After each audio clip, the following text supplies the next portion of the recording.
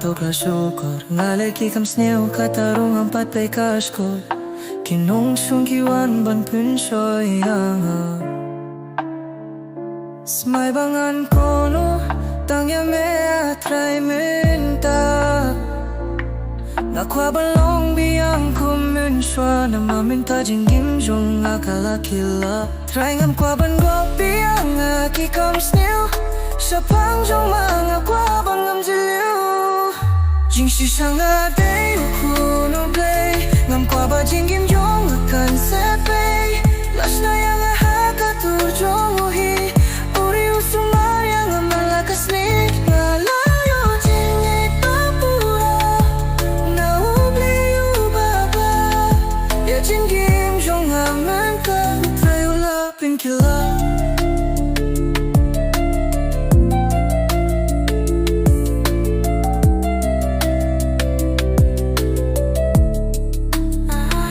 Habangas nguklu marjingut Hababun tangki mau jinkut Nap nangwong ka jing sawa Hakishkor jongga Meong kun tawat syating tawat kuslay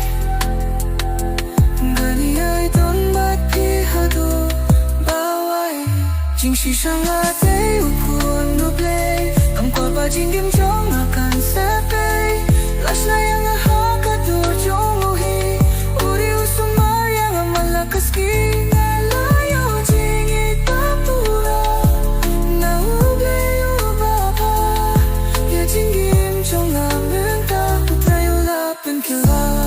Matipa milong bakraw Ya me apay nganyay kyan mau Natip jing snyo kan wan ban pin Biya jangan nganong syuting minta